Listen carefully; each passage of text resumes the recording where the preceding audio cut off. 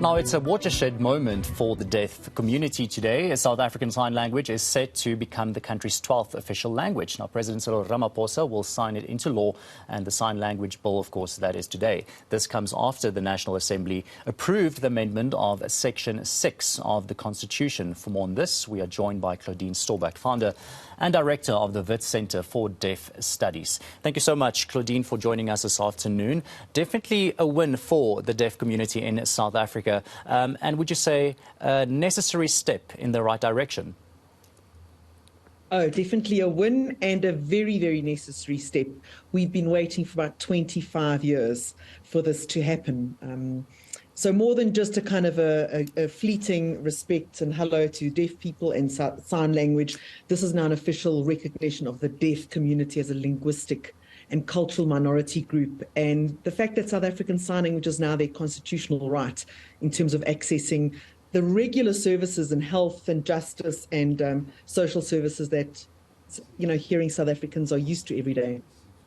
And let's talk more about the educational part of all of this, because that's what I'm very intrigued by after, reading a few things which shocked me, actually.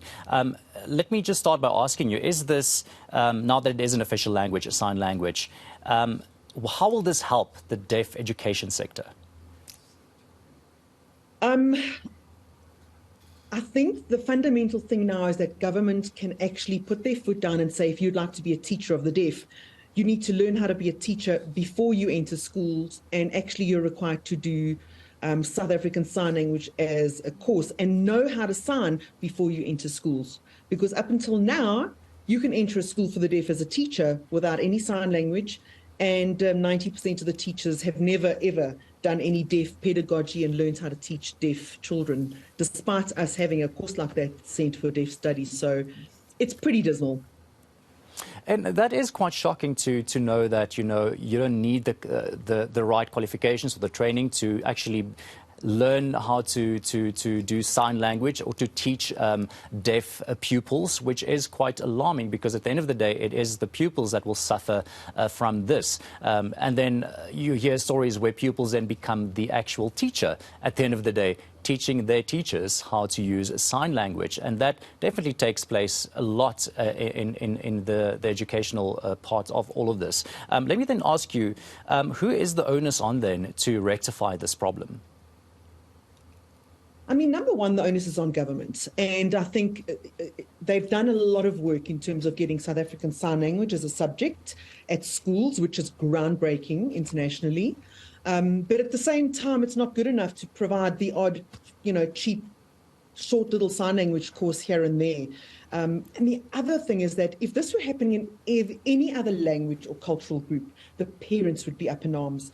But because parents of deaf children don't get support, don't know how to communicate with their children themselves, and often feel so disempowered when schools do what they do, parents have no idea.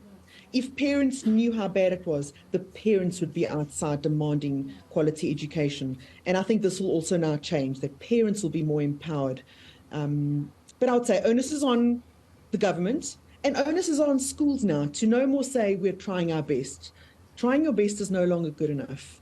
We would not accept this in any other language group. We would not accept this of our children. Imagine if our children were being taught by a wonderful teacher, good heart, doing her best, but cannot sign or communicate fluently in our home language, and our children are going to have to do matric subject based on their teacher.